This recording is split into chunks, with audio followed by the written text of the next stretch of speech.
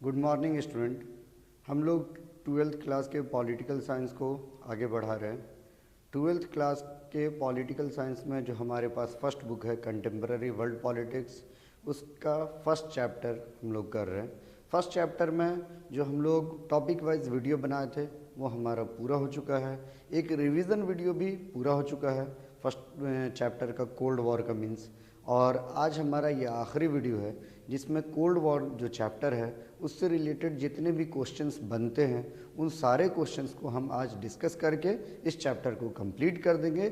इसके बाद हमारा जो वीडियो होगा वो होगा दूसरे बुक के पहले चैप्टर पर, जो सेकंड बुक है Indian politics in India since independence. ठीक है, उस पर हम लोग जो है वीडियो बनाएंगे। तो पहले हम लोग इसको कंप्लीट करते हैं। ये क्वेश्चंस जितने भी क्वेश्चंस बनते हैं इस चैप्टर से, चाहे वो ऑब्जेक्टिव क्वेश्चन हो, 1 मार्कर हो, या फिर जो है बड़े क्वेश्चंस हो, चाहे स्कूल के एग्ज़ाम के नज़रिए से हो, कंपटीशन के नज़रिए से हो, सभी चीज़ों को हम लोग कवर करने की कोशिश करेंगे। तो देखिए यहाँ पर सबसे पहला क्वेश्चन तो जो हमारा चैप्टर का नाम है कोल्ड वॉर, वहीं से सबसे पहले क्वेश्चन बनेगा कि कोल्ड वॉर को डिफ़ाइन करने के लिए कोल्ड वॉर क्या था। तो कोल्ड वॉर को डिफ़ाइन करने के लिए हम लोग देखें तो बताए थे कि it refers to a series of tension, competition, confrontation between US and USSR backed by their respective allies. Cold war के बारे में याद रखना, कोल्ड वॉर शुरू कब हुआ तो सेकेंड वर्ल्ड वॉर के ख़त्म होने के बाद शुरू हुआ 1945 में। इन सब के बारे में अगर आपको डिटेल में जानना हो तो हम वीडियो बनाए हुए, रिवीजन वीडियो भी है जो कि आप वहाँ भी एक साथ एक वीडियो में देख सकते हैं, जो छोटा है, बहुत ज़्यादा नहीं है, 30 to 35 मिनट का है। और डिटेल में आपको देखना हो तो अलग अलग टॉपिक पर वीडियो बना हुआ है। ठीक है, ये हमारा क्वेश्चन आंसर सेशन है जो इम्पोर्टेंट क्वेश्चन है। और इम्पोर्टेंट क्या, ऑलमोस्ट जितने भी क्वेश्चन बनते हैं इस चैप्टर से हम सभी को कवर करने की कोशिश करेंगे। तो कोल्ड वॉर अगर शुरू कब हुआ तो 1945 से शुरू हुआ, सेकेंड वर्ल्ड वॉर जब ख़त्म हुआ तब से शुरू हुआ। और जो है ना कोल्ड वॉर ख़त्म कब हुआ, ये चला कब से कब तक, तो 1945 से 1991 तक चला, जब यूएसएसआर डिसइंटीग्रेट हो जाती है, टूट जाती है 1991 में, तब तक चला।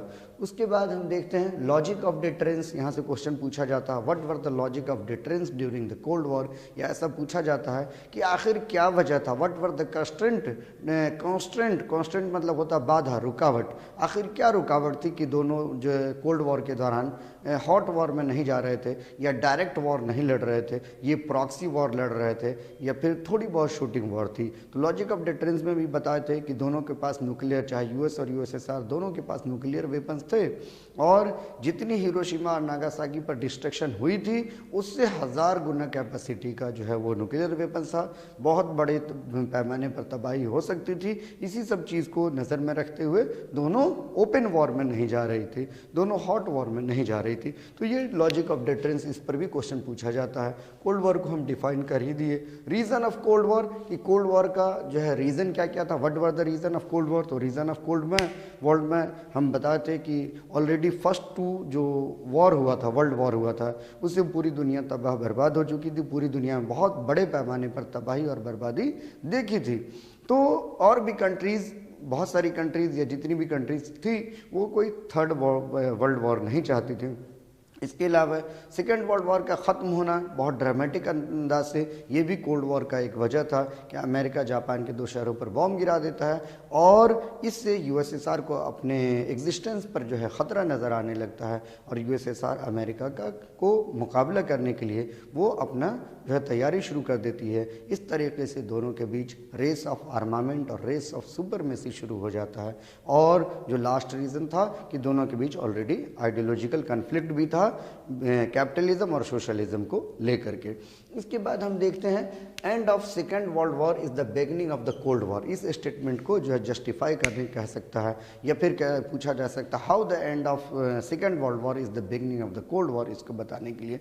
तो ये हम लोग देखे ही कि सेकेंड वर्ल्ड वॉर का ख़त्म होने के साथ ही कोल्ड वॉर की शुरुआत है। सेकेंड वर्ल्ड वॉर का ख़त्म होना और कोल्ड वॉर की शुरुआत, ये दोनों रिलेटेड इवेंट है, दोनों एक दूसरे से जुड़ा हुआ है। तो जो हम लोग रीज़न ऑफ कोल्ड वॉर में देखे थे थे कि सेकेंड वर्ल्ड वॉर जो ख़त्म होता है, अमेरिका जापान के 2 शहरों पर बॉम्ब गिराता है, हिरोशिमा और नागासाकी पर, और जो है ना उससे यूएसएसआर को अपने एग्जिस्टेंस पर ख़तरा नज़र आता है कि अगर अमेरिका जो है यूएसएसआर अगर अमेरिका जापान के 2 शहरों पर बॉम्ब गिरा सकती है तो आने वाले दिनों में यूएसएसआर पर भी गिरा सकती है, आने वाले दिनों में यूएसएसआर पर भी ख़तरा साबित हो सकती है और यूएसएसआर अमेरिका का मुकाबला करना शुरू कर देती है। तो यही है कि जो है ना beginning of the end of the second world war is the beginning of the cold war. इस तरीके से दोनों के बीच कंपटीशन और रेस शुरू हो जाता है और यही कंपटीशन, रेस, कन्फ्रंटेशन, इसी को तो कोल्ड वॉर कहा गया है। ठीक है, इसके बाद है नेटो, जो अलायंसेस वगैरह सब का फॉर्मेशन हुआ था, तो ये भी हो गया। End of the second world war is the beginning of cold war, ये भी क्वेश्चन हो गया। अब नेटो और वार्सा पैक्ट पर क्वेश्चन पूछा जाता है, अक्सर एग्जाम में पूछा जाता है। तो नेटो क्या था? नॉर्थ अटलांटिक ट्रीटी ऑर्गेनाइजेशन, इसका फुल फॉर्म है, फुल फॉर्म पर भी पूछा जाता है।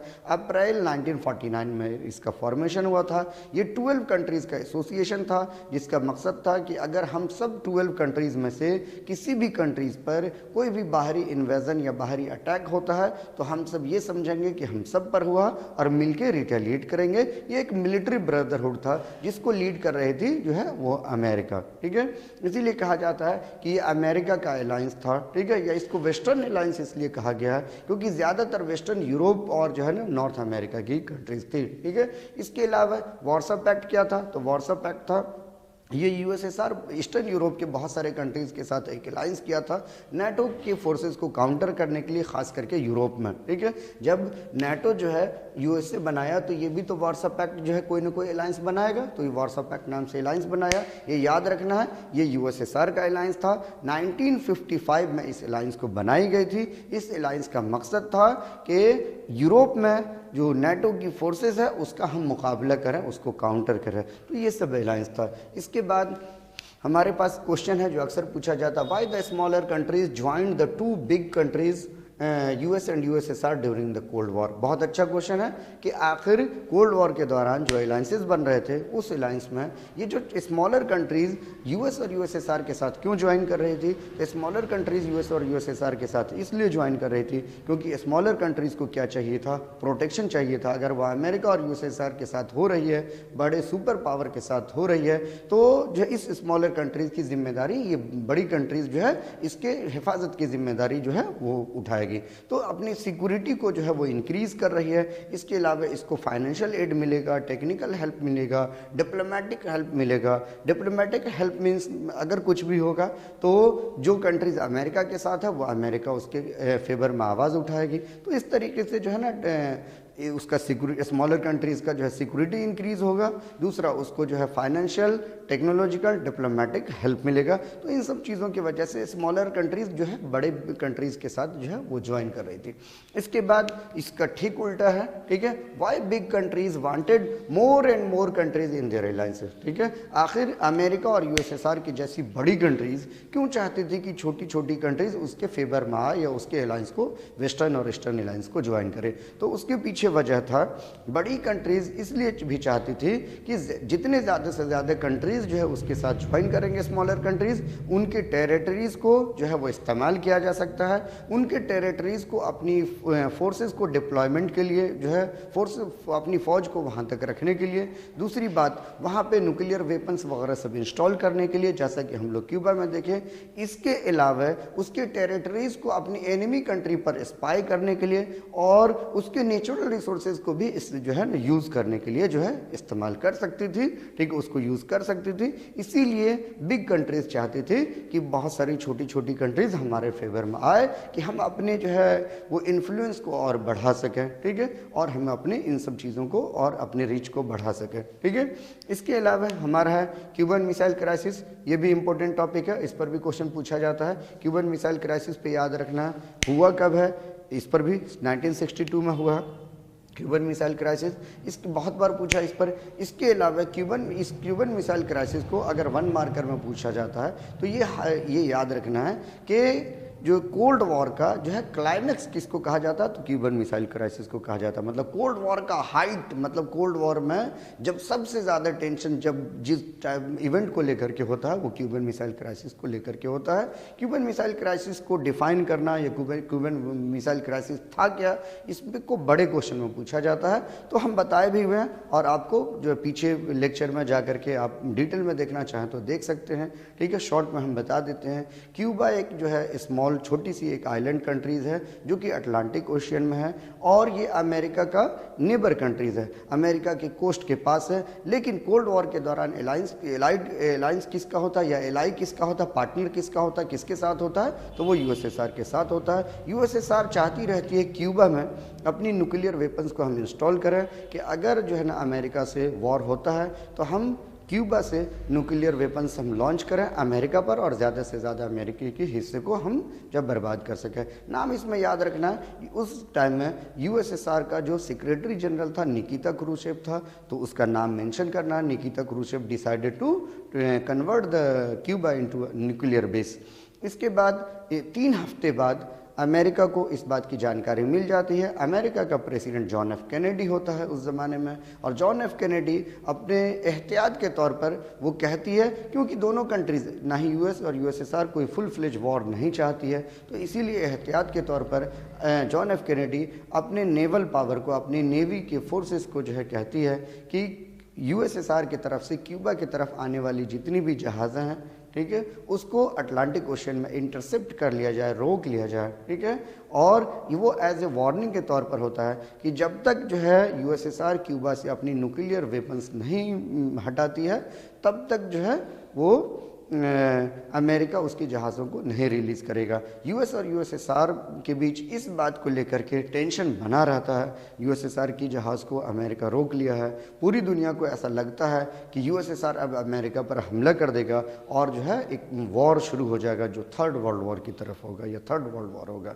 क्राइसिस टाइप का सिचुएशन बना रहता है, लेकिन एक्चुअल में कोई वॉर होता नहीं है। लेकिन इसी क्राइसिस को 2-3 हफ्ते बाद जो है निकिता क्रूशेव न्यूक्लियर वेपन हटा लेता है और ये क्राइसिस ख़त्म हो जाता है। लेकिन इस क्राइसिस टाइप के माहौल को, सिचुएशन को क्यूबन मिसाइल क्राइसिस कहा जाता है। अब इसको 5 से 6 पॉइंट में इसको आप लिख सकते हैं एकदम शॉर्ट में। तो ये क्यूबन मिसाइल क्राइसिस 1962 में हुआ था। इसके अलावा अब नैम पर क्वेश्चन पूछा जाता है। नैम क्या था, कितनी कंट्रीज़ जो है वो मिल के बनाई थी, तो 5 कंट्रीज़ मिल के बनाई थी, इंडिया, इंडोनेशिया, घाना, इजिप्ट और यूगोस्लाविया। ये 5 फाउंडर मेंबर्स थी, बाद में बहुत सारी कंट्रीज़ ज्वाइन की। नैम के फाउंडर मेंबर्स के बारे में पूछा जाता है और इन कंट्रीज़ के प्राइम मिनिस्टर और प्रेसिडेंट के बारे में भी पूछा जाता है मैच करने के लिए। तो आप लोग एग्ज़ाम से पहले इसको देख करके जाइए। इसके बाद जो है नैम किस कॉन्फ्रेंस से रिलेटेड है, तो बांदुंग कॉन्फ्रेंस से रिलेटेड है जो 1955 में हुआ था। अफ्रो एशियन कॉन्फ्रेंस था जो इंडोनेशिया में हुआ था, वहाँ पर ये फैसला लिया गया था। इन सब चीज़ों पर पूछा जाता है अक्सर, ऑब्जेक्टिव में या 1 मार्कर में पूछा गया बांदुंग कॉन्फ्रेंस जो है वो किस चीज़ से रिलेटेड है, तो नैम के फॉर्मेशन से रिलेटेड है। नैम की पहली समिट 1961 में बेलग्रेड में हुई है, ये भी याद रखना है।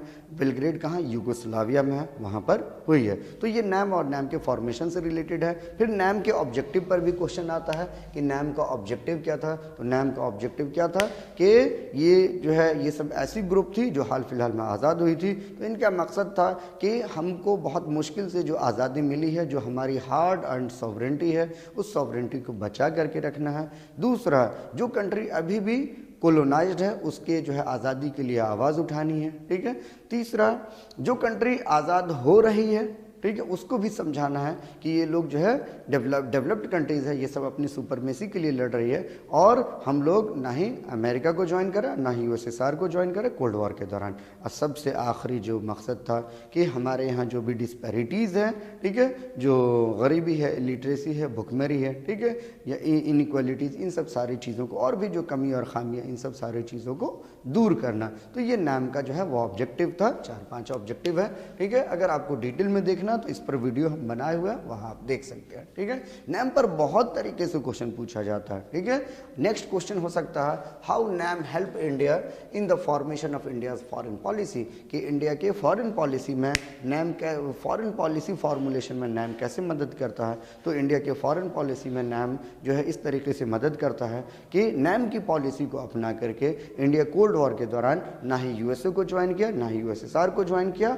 और एक फर्म डिसीजन लिया बहुत सारे इंटरनेशनल इश्यूज पर, वो अपना आज़ाद रहा और आज़ादी भरा जो है वो फैसला लिया।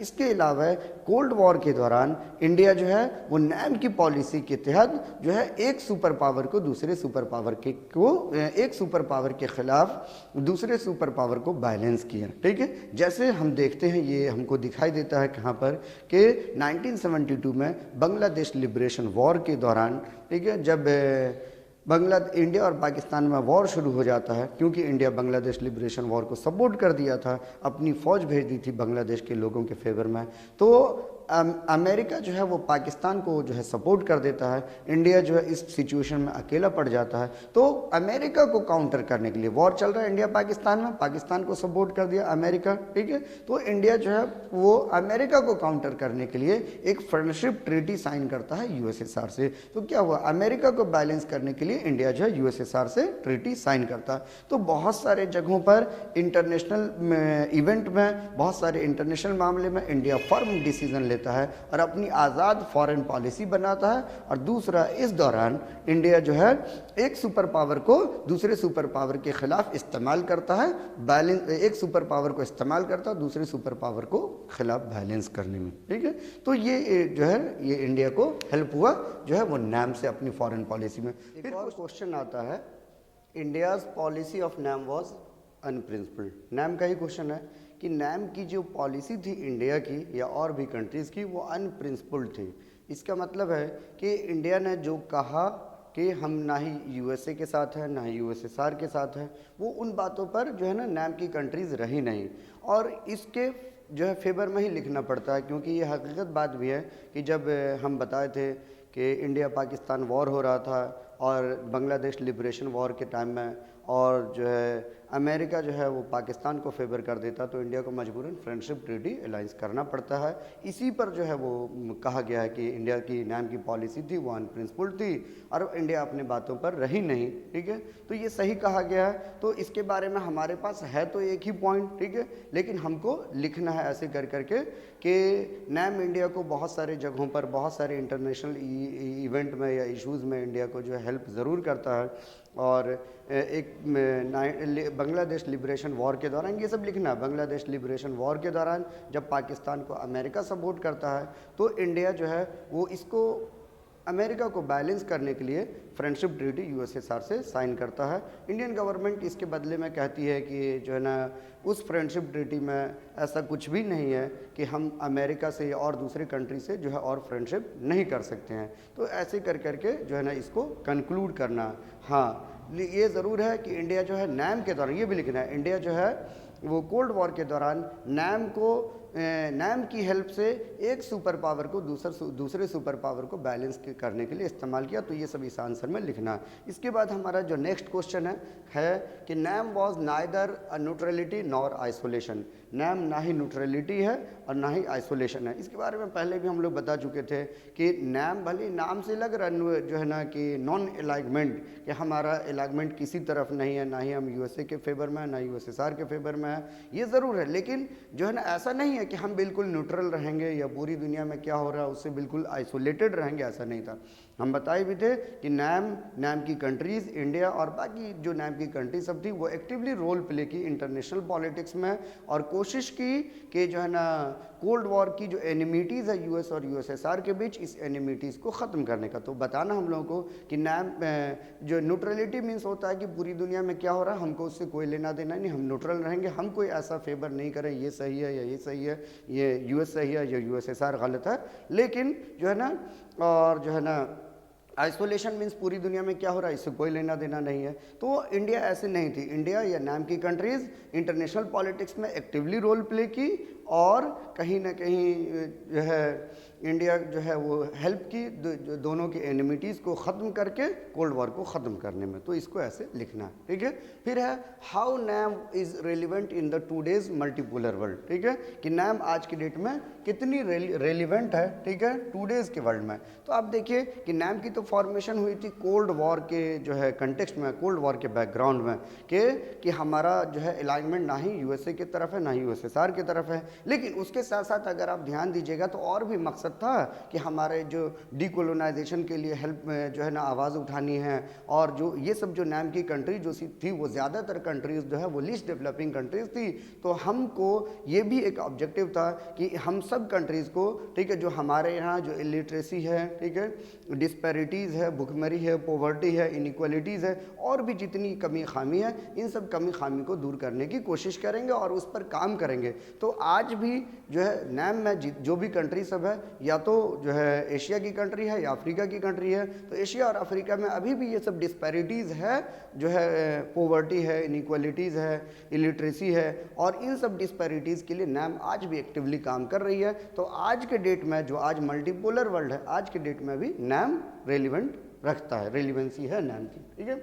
इसके बाद न्यू है, new international economic order and UNCTAD, तो इस पर भी क्वेश्चन आता है। अंकटैड, इस पर न्यू का फुल फॉर्म पूछ सकता है, और उसके अलावा अंकटैड के बारे में भी पूछा जा सकता है कि इसका फुल फॉर्म। तो न्यू इंटरनेशनल इकोनॉमिक ऑर्डर और अंकटैड है United nation conference on trade and development, ठीक है। इसकी जो रिपोर्ट है, इस रिपोर्ट पर क्वेश्चन पूछा जाता है कि रिपोर्ट का जो है टाइटल क्या था, तो toward new progress and development, ये सब याद रखना है। और उसकी रिकमेंडेड, उस रिपोर्ट में क्या सब रिकमेंडेशन थी, तो पहले भी डिस्कस कर चुके हैं इस रिकमेंडेशन वगैरह के बारे में कि LDC लिस्ट डेवलपिंग कंट्रीज, ये सब जो है इस लिस्ट डेवलपिंग कंट्रीज को उनके अपने रिसोर्सेज पर जो है ना वो कंट्रोल होने चाहिए। लीस्ट डेवलपिंग कंट्रीज़ को वेस्टर्न मार्केट तक एक्सेस होने चाहिए कि ये अपने जो है ना ट्रेड वेस्टर्न मार्केट में अपने सामानों को बेच सके, ट्रेड कर सके और मुनाफा कमा सके। लीस्ट डेवलपिंग कंट्रीज़ को डेवलप्ड कंट्रीज टेक्नोलॉजी शेयर करे कि उस टेक्नोलॉजी से अपने यहाँ ये जो है वो प्रोग्रेस वगैरह कर सके।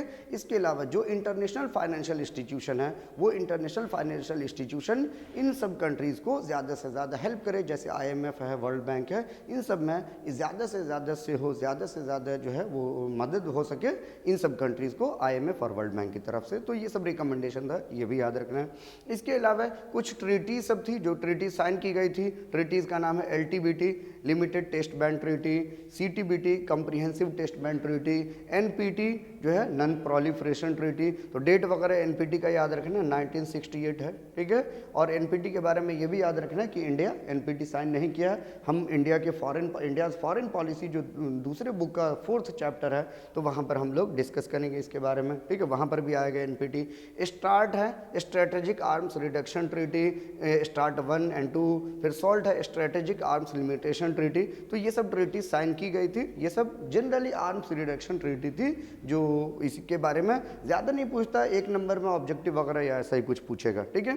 फिर एक छोटा सा टॉपिक है ट्रूमैन डॉक्ट्राइन और मार्शल प्लान, जो हम पहले वाले वीडियो में भी डिस्कस किए थे। तो ट्रूमैन डॉक्ट्राइन क्या था, तो हैरी ट्रूमैन अमेरिका का प्रेसिडेंट था, जो कम्युनिज्म या सोशलिज्म को यूरोप में स्प्रेड होने से बचाने के लिए, उसको स्टॉप करने के लिए, कम्युनिज्म और सोशलिज्म को यूरोप में स्प्रेड होने से स्टॉप करने के लिए उन्होंने स्टेटमेंट दिया था, उसी को कहते हैं ट्रूमैन डॉक्ट्राइन। और मार्शल प्लान है कि सेकेंड वर्ल्ड वॉर के दौरान हम बताए थे कि यूरोप की कंट्रीज़ की इकोनॉमी तबाह हो गई, उनके इंफ्रास्ट्रक्चर वगैरह सब जो है वो बर्बाद हो गए। तो अमेरिका जो है इन सब कंट्रीज़ को फाइनेंशियल मदद करता है, फाइनेंशियली हेल्प करता है, उसी हेल्प को नाम दिया गया मार्शल प्लान, ठीक है। तो ये जो हमारा क्वेश्चन, इंपॉर्टेंट क्वेश्चन का सेशन था, वो यहीं पर ख़त्म हुआ। इस चैप्टर से जितने भी क्वेश्चन बनते थे ऑलमोस्ट सारे क्वेश्चन को डिस्कस कर दिए हैं, चाहे वो कम्पिटिटिव एग्ज़ाम के नज़रिए से हो, बोर्ड के नज़रिए से हो, या फिर और भी एंट्रेंस वगैरह के नज़रिए से हो। आपको अगर वीडियो अच्छा लगा तो आप जो है अपने दोस्तों से शेयर कीजिए, लाइक कीजिए, सब्सक्राइब कीजिए। Thank you.